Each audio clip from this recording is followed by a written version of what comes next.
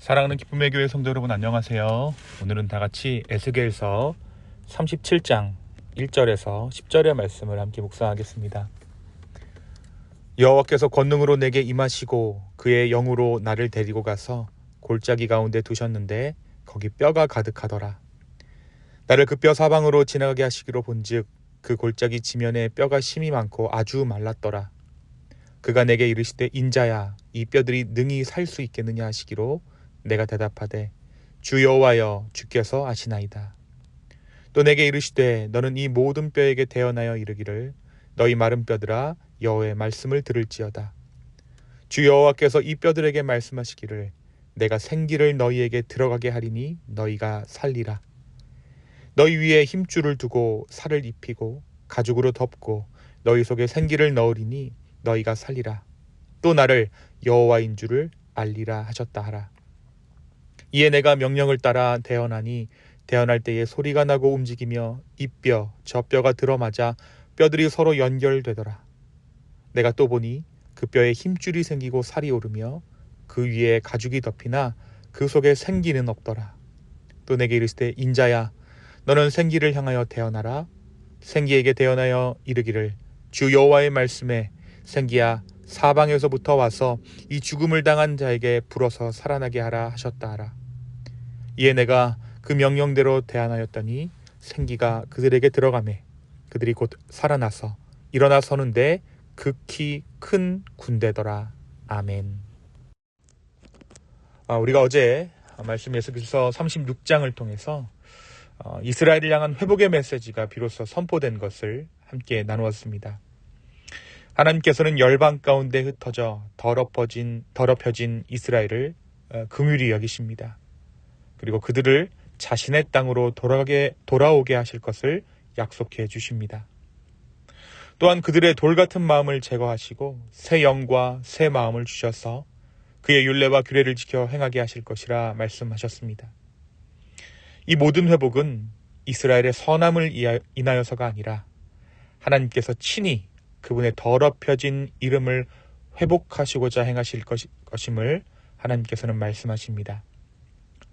오늘 말씀 에스겔 37장은 하나님께서 에스겔 선지자에게 보여주신 마른 뼈 환상으로 시작됩니다. 이스라엘 민족의 회복과 부활에 대한 강력한 예언의 말씀이 이 에스겔서 37장의 말씀을 통해 선포되는 것이죠.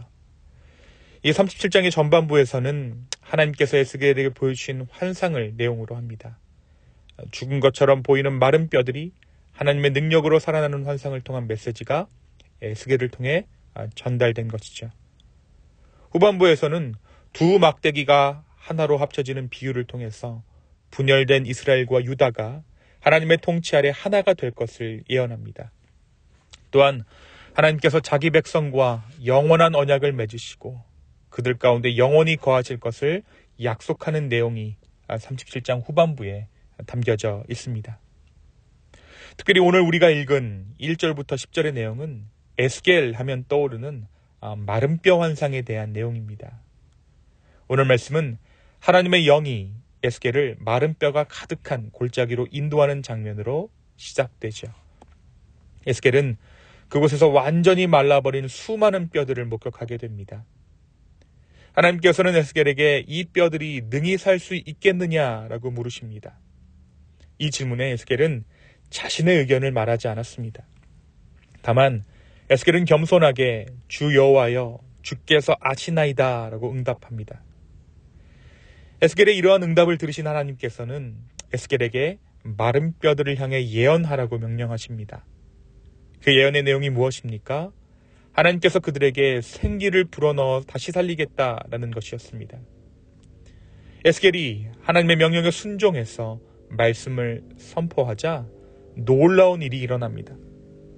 마른 뼈들이 서로 연결되기 시작하고 그 위에 힘줄이 생기고 살이 오르며 가죽이 덮이는 것을 단계적으로 에스겔이 목도하게 된 것이죠. 다만 그들이 연결되어 있을 뿐 그 몸들 안에는 생기가 없었습니다. 하나님께서는 다시 에스겔에게 생기를 향해 예언하라고 명령하십니다.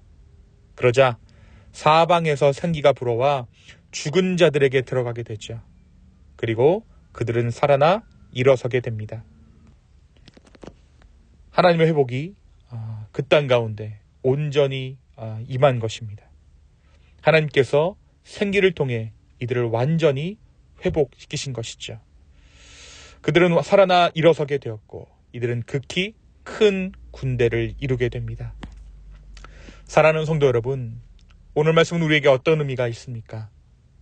오늘 우리가 함께 묵상하는 이 에스겔의 환상은 절망적인 상황 속에서도 하나님의 말씀과 능력으로 새로운 생명과 회복이 가능하다라는 확실한 메시지를 전달하고 있습니다.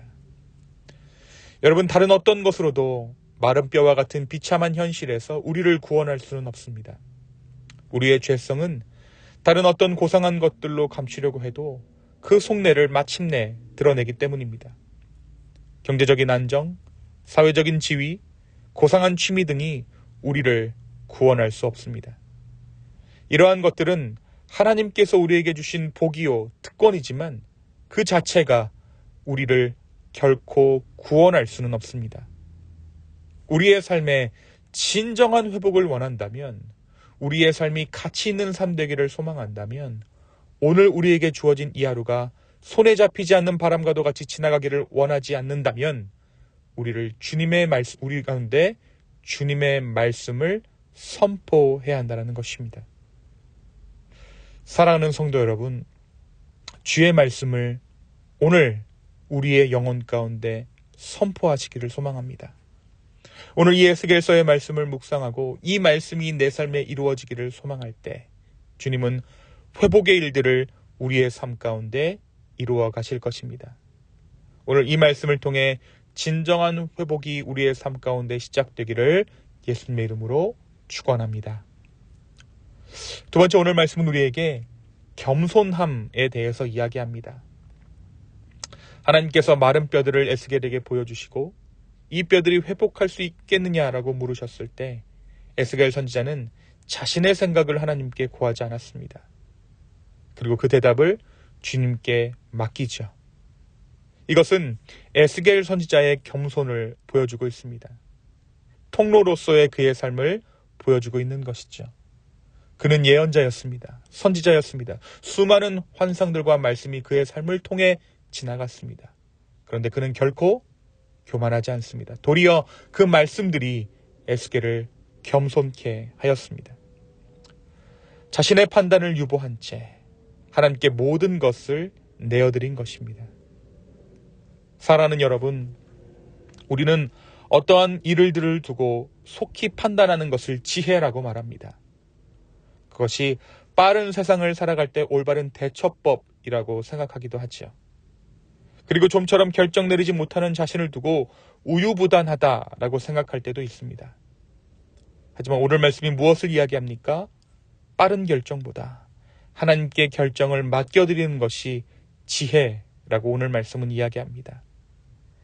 내 삶에 지금 당장 아픈 일이 있더라도 그것을 형벌이다라고 속단하지 않고, 지금 내 삶에 좋은 일이 찾아오더라도 그것이 내 삶이 하나님 앞에 의롭기 때문이다라고 속단하지 않는 것, 그것이 바로 지혜요 겸손입니다.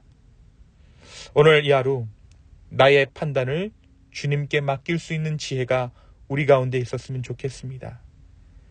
하나님께서 내 삶 가운데 행하실 일들을 온전히 기대하는 겸손함이 저와 여러분의 이 하루의 삶 가운데 있기를 예수님의 이름으로 축원합니다. 이 시간 함께 기도하시겠습니다. 주님, 이 하루의 삶을 겸손히 주님께 맡깁니다. 주님, 마른 뼈가 되살아나는 환상을 통해 에스겔에게 이스라엘의 회복을 말씀하신 것처럼 오늘 이 하루 우리의 영혼 가운데 회복을 선포하여 주십시오. 또한 겸손히 우리의 모든 판단을 주님께 맡긴 채 이 하루를 살아갈 수 있도록 인도하여 주시옵소서. 특별히 새로운 대통령이 미국 땅 가운데 섰습니다. 여러 가지 판단이 우리 가운데 있지만 그 판단을 유보합니다. 주님, 이 나라를 긍휼히 여겨 주시옵소서. 감사합니다. 이 모든 말씀 예수님의 이름으로 기도하였습니다. 아멘.